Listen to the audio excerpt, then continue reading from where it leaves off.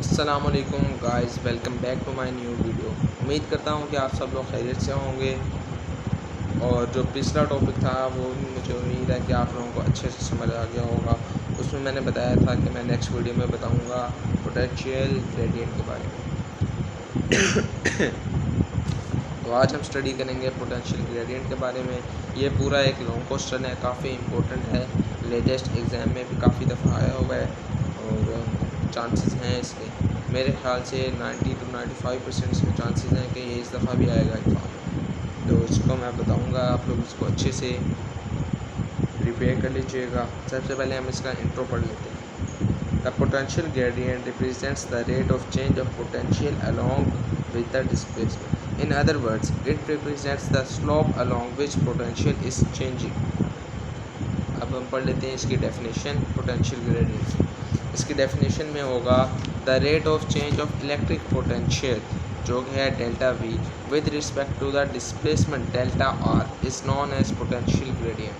दोबारा पढ़ देता हूँ मैं definition. The rate of change of electric potential delta V with respect to displacement delta R is known as potential gradient. ये इसकी डेफिनेशन होगी। आगे इसकी है पूरी डेरिवेशन, वो मैं बता देता हूँ। To derive the relation for potential gradient we consider test charge Q naught that is moved a small distance delta R from point A to B by using the definition of work. यानी कि work की definition से हम आगे explain करेंगे इसको।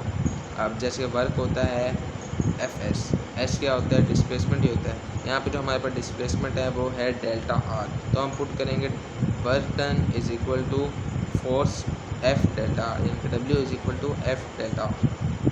As for a charge Q naught in an electric field a force is given by F is equal to Q naught E, यानी कि यहाँ पे जो एफ है फोर्स वो इक्वल है क्यू नॉट ई के। अब ऊपर वाली इक्वेशन में हम ये वैल्यू पुट कर देते हैं, यानी कि W is equal to Q naught E delta R, यानी कि जो पहली वाली इक्वेशन है वो ऐसे बन जाएगी। Also the work done on the test charge Q naught in moving potential difference delta V is equal to decrease in potential. यहाँ पे जो है वो बता रहे हैं कि जो वर्क डन है ऑन द टेस्ट चार्ज वो जो है वो इक्वल है डिक्रीज इन इलेक्ट्रिक पोटेंशियल। वो डिक्रीज हो रहा है तो यानी कि ये नेगेटिव में होगा। यहाँ पे होगा वर्क डन यानी कि W is equal to minus Q naught delta V. यहाँ पे वो ये भी इसकी रीज़न भी बता रहे हैं कि जो नेगेटिव साइन है वो किस वजह से होगा। Negative sign is applied because the work done on Q naught is against the field force. इनके वर्क डन जो हुआ था फील्ड फोर्स पे वो अगेंस्ट था, उसके ऑपोजिट था वो। यहाँ पे हम दोनों वर्क डन को वैल्यूज फिट कर लेते हैं। क्यू नॉट एक वर्क डन की थी Q naught E delta are और दूसरे की थी minus Q naught delta we. दोनों को हम इक्वल में रखेंगे। यहाँ पे जो है क्यू से कट हो जाएगा, नेगेटिव साइन इधर रहेगा। यहाँ पे हो जाएगा E delta R is equal to minus delta V, फिर ई वहीं पे रहेगा और माइनस डेल्टा वी उधर, डेल्टा आर उसके नीचे आ जाएगा। यहाँ पे जो एग्जैक्ट इक्वेशन जो बनेगी वो होगी E is equal to minus delta V by delta R. Question ये भी आ सकता है, वो यही देगा कि नेगेटिव साइन क्यों है, तो इसकी मैं रीज़न बता रहा हूँ, आप इसको याद कर लेना। द नेगेटिव साइन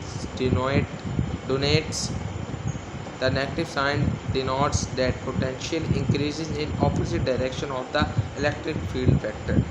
यानी कि पोटेंशियल जो है वो इंक्रीज़ होता है ऑपोजिट डायरेक्शन, यानी कि अगर इस डायरेक्शन में वो मूव कर रहा है वो इंक्रीज़ होगा, तो अगर वो दूसरी डायरेक्शन में मूव करेगा उससे ऑपोजिट होगा तो वो डिक्रीज़ होगा, यानी कि ये ऑपोजिट है। इसके बाद जो आता है नेक्स्ट टॉपिक वो है फैराडेज केज। इसके बारे में मैं ये पूरा शॉर्ट क्वेश्चन है, यानी कि एज इट इज़ मैं आंसर में पढ़ रहा हूँ, ये आप नोट कर लेना।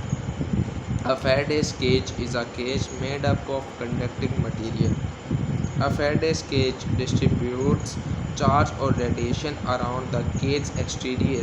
It cancels out electric charges or radiation within the cage. In short, we can say that a Faraday's cage is a hollow conductor in which the charge remains on the external surface of the cage.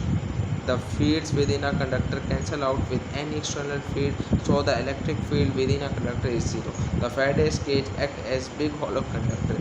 We can put things into Faraday's cage to shield them from electric fields. तो guys आज का जो topic है ख़त्म होता है, chapter भी ख़त्म हो चुका है। नेक्स्ट वीडियो में मैं अगला चैप्टर स्टार्ट करूँगा, उसके बारे में आपको सारा बताऊँगा। तो नेक्स्ट वीडियो के आने तक आप लोग अपना ख्याल रखिएगा और हमारे साथ जुड़े रहिएगा। अगर आपको ये वीडियो पसंद है तो लाइक सब्सक्राइब लाजमी करिएगा। ओके गाइस, मिलते हैं नेक्स्ट वीडियो में, तब तक के लिए अपना बहुत सारा ख्याल रखना। अल्लाह हाफ़िज़।